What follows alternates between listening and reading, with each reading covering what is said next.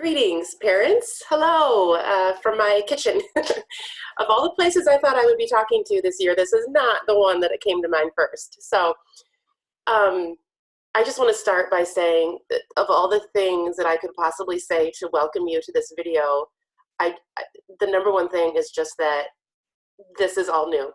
And it feels strange. I know it feels strange for you, but I want you to know, despite the fact that I'm in my kitchen and that other times when I talk to you, I might be in my living room or my TV room. I am always here, and I always have been, obviously, for your sweet babies. But nothing has changed in terms of my dedication and commitment to their growth. So, as I walk you through today, just what I hope is going to be a very concise and crisp sort of presentation of what a typical week would look like for online learning. I also want to build in the obvious expectation that this is, like I said, this is new, and so things are going to pop up. And on my end, I'm sure, knowing me, I will make mistakes. Technology has not always been my super strong suit. Of course, I would argue it's becoming one. But on your end, if difficulties pop up or if the way that I'm presenting information isn't working for your child or for you, please, as always, open door. Let me know. Communicate with me any way that works best for you and at a timing that works best for you. Well, we will have subjects spaced out throughout the week at specific times. That's when we are recommending it in terms of specifically with the videos, but it's to be done on your schedule. And we will be taking our lessons for a week, for example, and I'm going to show you this in just a second, and linking them by week. So moving forward, if you have a couple of days where, let's be honest, it just isn't happening at your house, you can come back and go in order and pick up where you left off. And so to that end, I'm going to go ahead and flip right now to what a typical week would look like. And before I do that, though, I do want to say I'm going to first explain what a typical week would look like, and then I'm going to walk you through very briefly what this coming week will look like, because as you can imagine, it's not the same. We're starting on Tuesday. The rollout of how we're going to be teaching and sharing information will be just a little bit different, and the more notable one there will be class meetings and office hours will be just a little tweaked. So I'll talk about that, and I'm going to hopefully share my screen here with you and give you a chance to look at, there we go, hello, there I am up there. My kids think this is so funny. This is our welcome slide, and you've already seen this because that's how you're here. But you'll notice it says classroom community meetings, Mondays at 9 a.m. And I'm going to add a change to that because it'll be slightly different for me. My office hours are going to be somewhat in sync with the rest of the team. They're going to be the same number of hours, but I am going to be adjusting my classroom morning meeting for Richard's homeroom to 9 a.m. And I need to add that to that slide. So when you, by the time you come to this slide next week, you'll see it'll say Richard's Monday 9 a.m.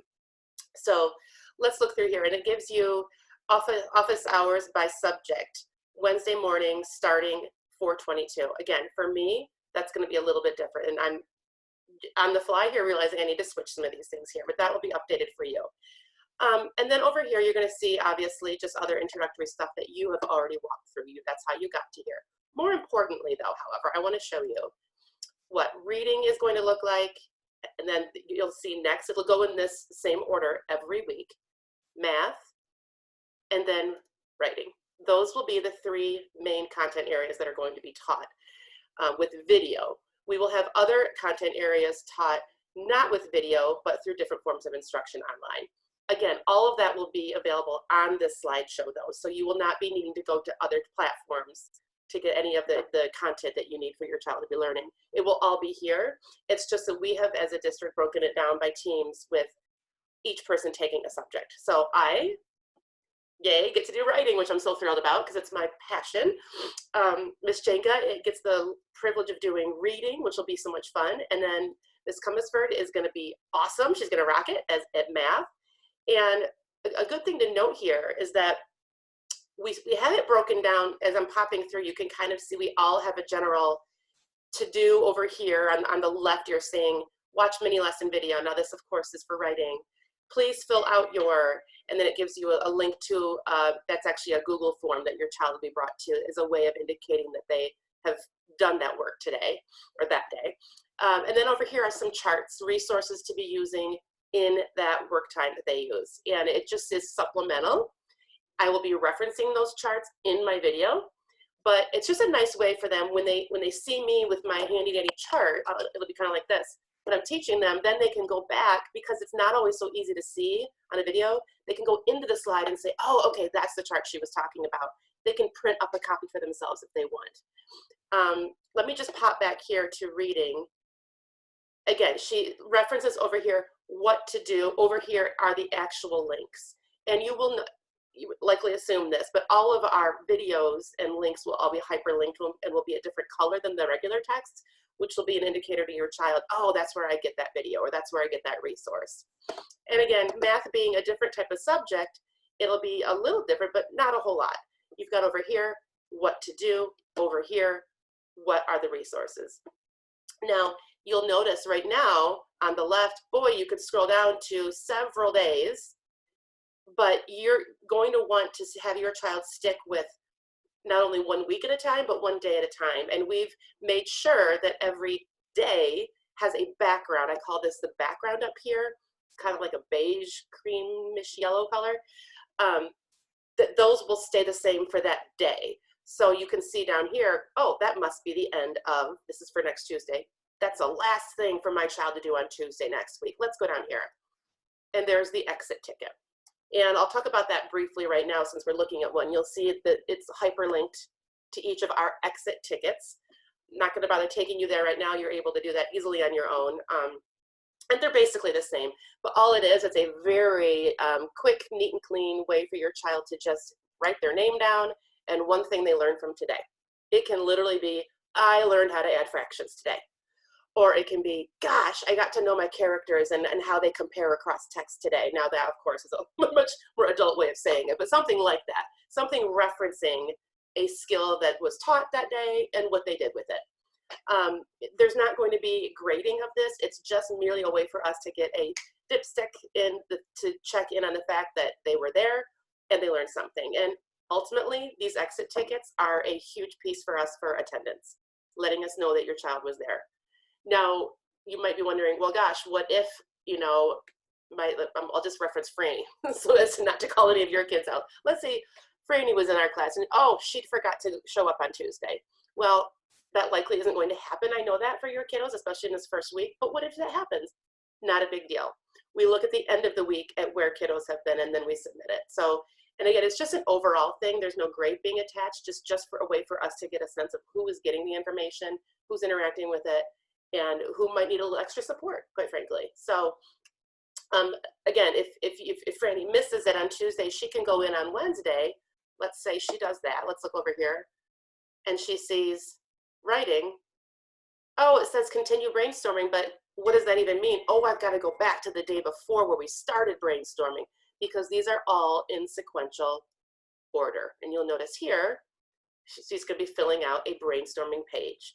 That's the beginning of this week's lessons, and so that they all build just like they would in the classroom.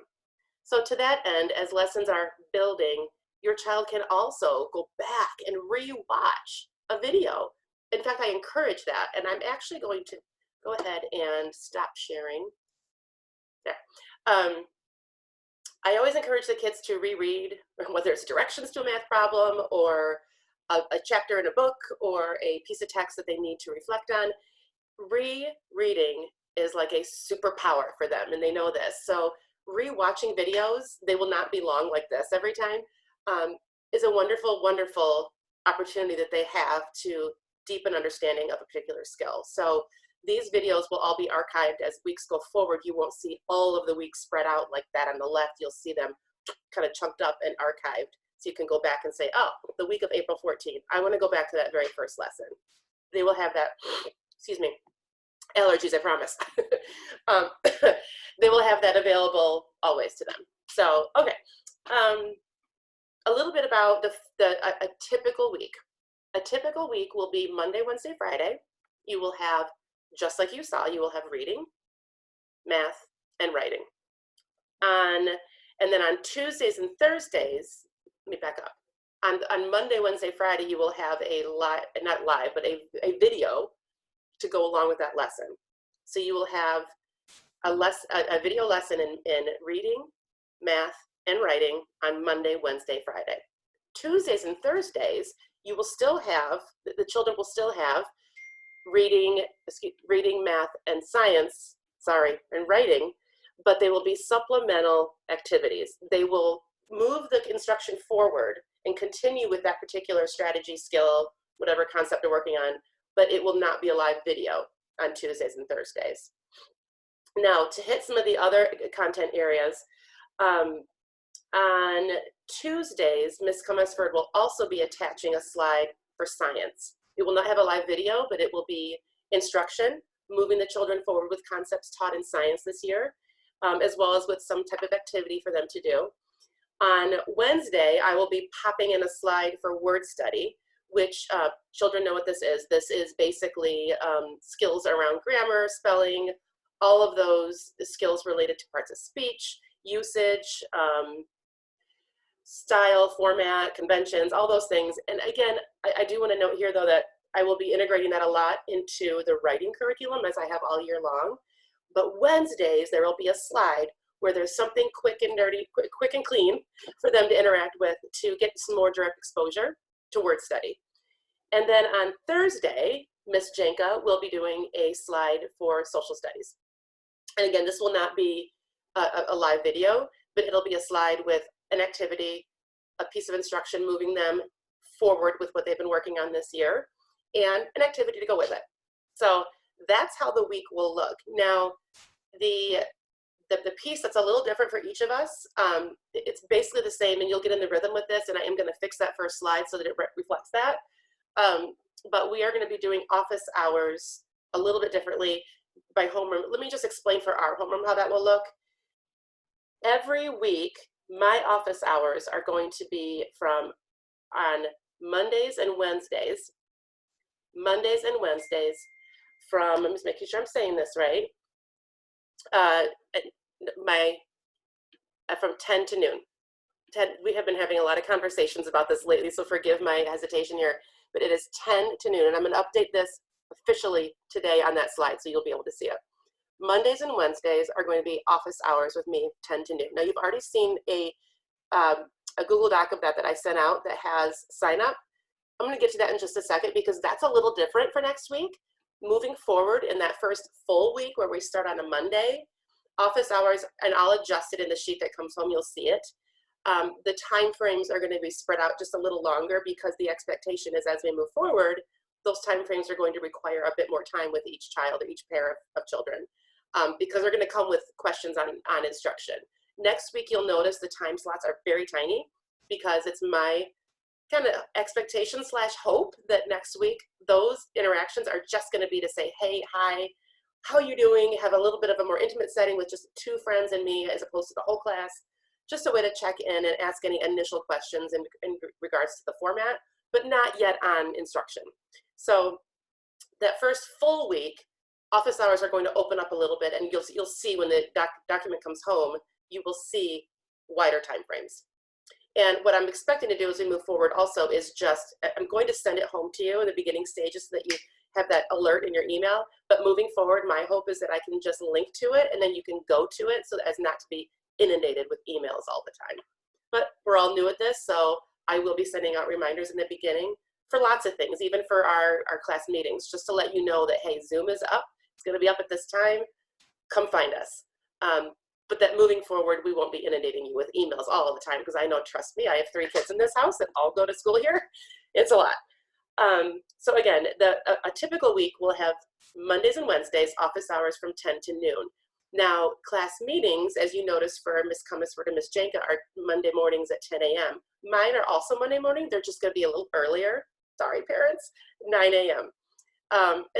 That may adjust as we move forward, but for now, we want to keep it consistent on the team as to when those meetings are happening. It's just a little bit of a different start time. And if we move forward and those meetings are really not lasting very long, I may move it and just say, hey, let's start at 9:30. Okay, so that parent can help them get started, but have that second cup of coffee before they have to turn everything on. I know, just out of personal experience here the last few weeks, things are a little bit dicey in the morning. But again, 9 a.m. That and a class meeting will be just like it is at school. It'll be on the black magic carpet, except not at school. It'll have to be truly magic and not and pretend. It'll be here. It might be at my kitchen island. It might be at my dining room table, which is my new office. But it'll be all of us together like we are on that carpet. Kiddos, I'm going to be, in my mind, envisioning them sitting in a circle around me with all of us sitting crisscross, just leaning into each other and talking about our weekend, as it were. Or maybe we'll do highs and lows that day. Or maybe I'll bring my little flip chart and we'll go around and I'll say, give the person to your right a compliment. It'll be just like it was at school, but it'll be on a Zoom. And I will be bringing them in and unmuting them at the start, but then, muting them at the start and then unmuting them as they go, as they have their turn. So we're gonna get used to this together. We've already had a couple of very successful Zoom sessions, so I'm confident these kiddos are probably better at it than I am, quite frankly. So, excuse me. Next item I wanted to talk about, moving forward, so next week, and it's all laid out very clearly in the slides. Pardon my phone, it keeps going off. It's a little different just because next week starts on a Tuesday. So next week, office hours will be consistent with the sheet I sent home. They will be Wednesday and Friday, 10 to noon. But next week, the class meeting that I hold then will be on Wednesday at 9 a.m. And I'm gonna send out a reminder for all of this, so don't worry. It's just kind of taking what's normally gonna be Monday, Wednesday and moving it next week to Wednesday, Friday. It'll shift back to Monday, Wednesday, the following week as we roll that out. But the class meeting, and I will be sending out a Zoom reminder and an invitation and all that, that will be at 9 a.m. next Wednesday, or as you're watching this coming Wednesday. And let me just pause here and say, if at any time, whenever you're interacting with these slides, you're confused, or even right now, if you have questions, write them down, email me, call me, text me. All of those already very well established forms of communication are continuing moving forward. In some ways, I'm finding that I have an easier time getting back to emails right away because I'm not teaching throughout the day. So please know that even though, yes, I have kids at home and things are a little chaotic, I am here and I am always, always, always maintaining that professionalism and commitment to being available for you. So to that end, please always make sure that you're reaching out outside of the slideshow in any way you need to with me. And that goes for your children too. I wanted to also mention that in reference to office hours, they are not required. They are obviously a wonderful time to take advantage of interacting with me, but if something comes up and they just can't wait for office hours, pop it in an email to me, call me, text me, whatever it is. I will get back to you. If it's something that they need to know that they're really struggling with, it's like we're in a classroom, you can't wait till next Wednesday. Get a hold of me, that's totally fine. I am here, I might not be able to get back immediately, like in real time, but my hope, good gravy, I think my eldest is texting me like crazy, I apologize. My hope moving forward is that a little silver lining here in all this is that our sweet third grade babies are gonna become a lot more self-reliant, and they're gonna start to learn, gosh, I can't just like ping, I always say the ping with a hint, I can't just ask a question immediately the minute it comes to me. I have to dwell with it for a hot second and think about whether I really want to ask it. And if I do, I'm going to move forward with that and I'm going to get in touch with Mrs. Richards. But maybe I just simply want to keep working right now. So I'm going to problem solve that in real time and then keep working. Wouldn't that be amazing? It occurred to me the other day, I was talking to another colleague of mine, I said, wouldn't it be incredible if a byproduct of all this is that these lovies learn a little bit of that growth mindset of, I can't get that immediate response that I need, because it's common for all of us. Even we teachers do that with our administrators. We have so many questions all the time. Learning to kind of dwell in uncertainty for a minute and be okay not having all the answers, because they're gonna know that everybody else is in the same boat. When they're looking at something on that slide and they're going, oh, that doesn't make sense. They're probably thinking, boy, I really am wondering if somebody else is having that same question. And I guarantee you, especially if it's a mistake I make, everyone's gonna see it. And good news, I am fine owning up to those mistakes. So if you catch anything, let me know. But I want those kids to understand that when they're experiencing that uncertainty, just like in life and just like in the classroom, it's a pretty good chance somebody else is too. So I'm having my own daughter, when she has questions, kind of keep a little notebook. It's just a tiny little notebook of questions she has for her teacher. And as she goes through, she's going to start, of course, she hasn't started it yet, but she's going to write those questions down. And maybe at the end of the day or later in the afternoon, she's going to go back and look at it and say, oh, I figured that one out, cross that out. Or she's going to say, yeah, I'm going to highlight that because I want to make sure that I ask my teacher that next week. And that just is a way for you parents. You're going to be busy during the day, and when your kiddos have questions, I know that you're going to be maybe emptying a little laundry, doing your own work, trying to get your other child off a device. Things are going to be crazy. When your kids have questions, I want those to be their questions and not become your problem. I shouldn't say your problem, your challenge. Yes, they need you to email me or to text me or to call me, but that needs to be on your time. But in the meantime, I really encourage you to have them set those questions aside and prepare them for me, because I'm going to interact with them. I'm going to hope that when you do text or call, I get to interact with them directly, as much as I love talking to you. But this is their learning. And when they email, they're going to email me directly. They're going to hop on your account, but then they're going to send me a message and I'm going to get back to them. Does that mean you can't help them with that? Of course not. I want them to be the ones in charge of that interaction. And so to that end, having them prepare those questions ahead of time would be really, really helpful. And that's just another way for them to feel confident that if they're having a question and they're not getting it, they're writing it down, which makes them feel like they're asking it, at least setting some intentionality around that. Let's see, I'm going to move down now to attendance. We talked about that. Attendance will be taken via exit tickets every day. Let's see, I've talked about office hours. So the last big piece is online safety. And this is coming from our technology director. It's been asked that we share it, and it's important to me that we do share it regardless. It's just a brief set of sort of expectations that I want to talk about. The kids already know these things, but given our new terrain, it bears some heavy repeating here. It's just around etiquette, safety, ways of interacting with technology that keeps us not only safe, but honoring a traditional day in the classroom and remembering that we are, even though we're in our kitchen or backyard, we're in school.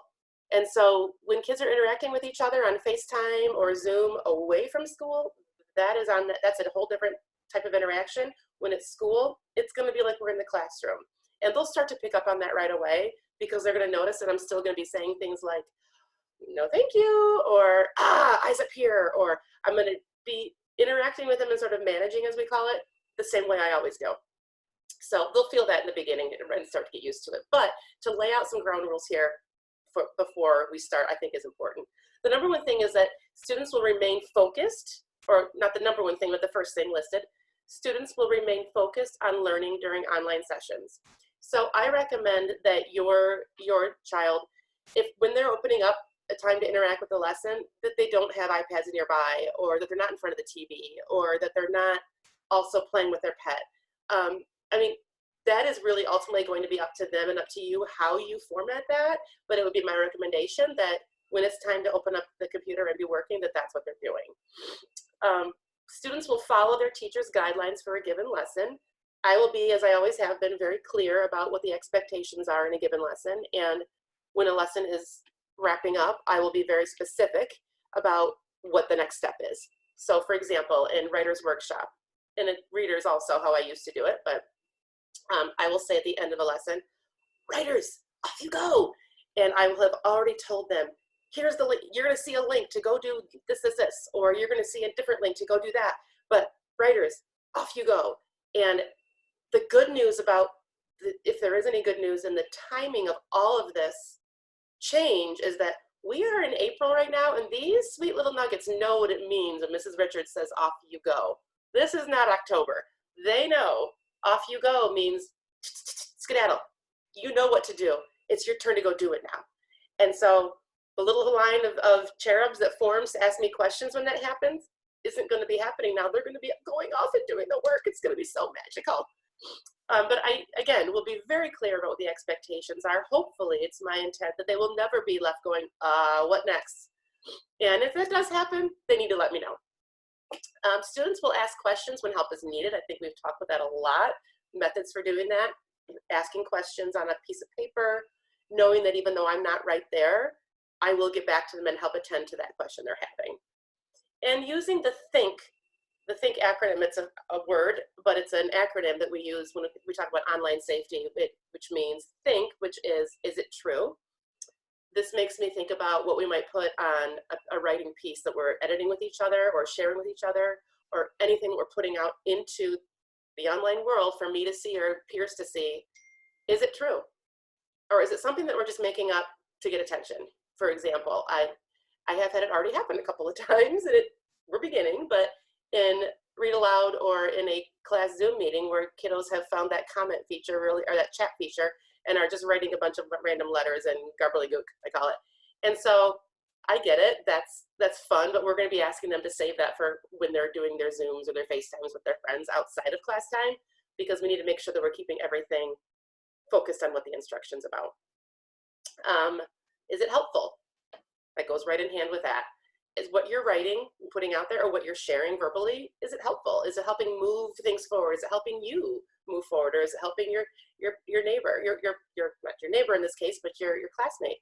Or just kind of always having those methods of self-check to say, hey, is what I'm putting out there helping me move forward with my instruction, with what I'm learning? Is it inspiring? Now, that's a big lofty word for third graders, but it just basically means, are we trying to move ideas forward, or are we trying just to goof around? And third graders are really good at knowing the difference, especially now at this point in the year. Is it inspiring? Is it making others think? Or are you just asking something just to be asking? I really think it feels somewhat like a rigid set of expectations, but yet I think it really helps us all, even as adults, think about what we're putting out there. Is it helpful? Or is it just simply me having a way to talk and be seen? Think about what you share before you share it. And we're all learning as we go, but I really think that this acronym does help kind of guide their thinking a bit. The last two are actually my favorite. I kind of chunk them together. Is it necessary, and is it kind? This is just what we've been doing all year in our class meetings. Is what you're sharing, are you just wanting to talk right now? And have we all been there? Yeah, we've all been there. But is it necessary?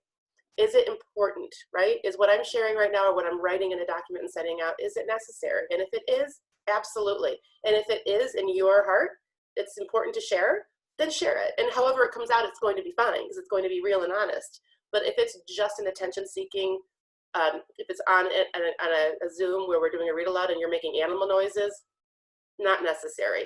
Okay, so those are the things we want to be thinking about. And kind. Is it kind? I'm just going to leave that one right as it is. I think everybody knows what that means. My babies know exactly what that means. There are signs all over the room about being kind. That's just the number one reason why we're all here, is to learn together. And so that has to be in place for that to happen. And of course, when we're online, it becomes, unfortunately, even more important, because a lot of this stuff gets stuck out there, and it's out there. And I know all parents understand what I mean when I say that. So just help it reassure and remind your third grader that these 5 things that I've just kind of run through, we have a sign in our classroom. It's not news to them, but they are going to be excited to interact with each other. And trust me, I am so excited to see them and interact with them. I just kind of have those things in place so that it can be successful, for lack of a better word. Again, students will will adhere to the same standards for communication that are expected in the classroom and school setting. Kind of been through that already. Any inappropriate use could result in disciplinary action. Now that feels very punitive for me to say it like that, but I do think, and while I don't expect this at all, especially with my class or any of our third graders, it is important for them to know, some of us need a little bit more of a reminder than others that, hey, if I get on here and goof off, or especially if I write something inappropriate or say something inappropriate, it's going to get called out. Even though we're not in the classroom, it's going to get called out and handled, and not called out in front of everybody, but it'll be handled, because it is that important that we take this seriously, that we have fun with it and grow together, but that we take it seriously moving forward. Students will share online learning tools to be used for school-related communications only, and their use should be directly related to remote learning. I think that we've kind of talked about that.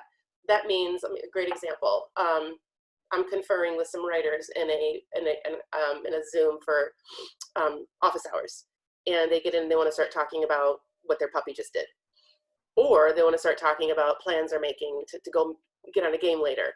That's not going to be what that time is for, and they'll know that, and I'll be able to help guide that. But for them to know ahead of time that all of these things we're doing, all these platforms that we're putting out and methods for interacting are for moving an instruction forward and for growing and learning together, but not for other types of interacting, or certainly not inappropriate sharing of information, or overly goofy. Goofy can be good, but overly goofy, like in the classroom, time and place. And in this case, it's more place than time. Last one, students will not share their login information with anybody. That's just, that goes without saying. So login information, meaning their user ID, their login ID, and their password. You can have that. Absolutely, you should have that. And again, many of you have contacted me when you have misplaced it or your child's misplaced it. And moving forward, anytime you need that, please let me know. I've got a master list sitting right by me all the time. And I'm happy to share that information. But they need to, they know this in the school setting, but I think now it's just another important reminder, because now that we're out using technology away from school, we need to really remember that that is our information, and not to be sharing it with each other on a Zoom so you can go into each other's accounts. That won't be necessary or expected or allowed. So that's it. I feel like I've run through a lot here. Thank you for sticking with me. I'm just so excited. There's so many things I could say. That one of the biggest things is that I just think this is all very strange, but fun and exciting. The number one thing for me is just to continue building those relationships that I've started and established with your children. And we teachers are working super hard to put this content out and to keep the learning going and to keep the instruction going and the growing happening in their brains. But more than anything, these children need connection with each other, with me, and with some sort of routine and normalcy. And I cannot stress enough how important that is moving forward. And again, if your child is one that doesn't love the idea of sharing in a Zoom, I invite him or her to just come to our class meetings and just be there. And they know they can just give a, or I'm all set, just ready. They can even make a sign. They can let me know ahead of time. I'm not going to be putting them on the spot to share. It is not going to be any type of assessment on my end. I just want to see their face, and so do their friends. So if they're feeling uncomfortable, they know in the classroom it is a safe place. And I will be the same every time. I will be consistent. I will be there with my big heart and understanding heart, and whatever they need, I'm here for them. And while we have all these rules and guidelines and expectations, the number one thing is that they feel safe and supported, and that if there's ever something that they're not feeling completely comfortable with, that, hi Ben, that it is okay for them to simply just observe, and that is going to be fine. So that's going to wrap it up for today. Like I said, if you have any questions moving forward, you know how you can contact me. The number one thing is that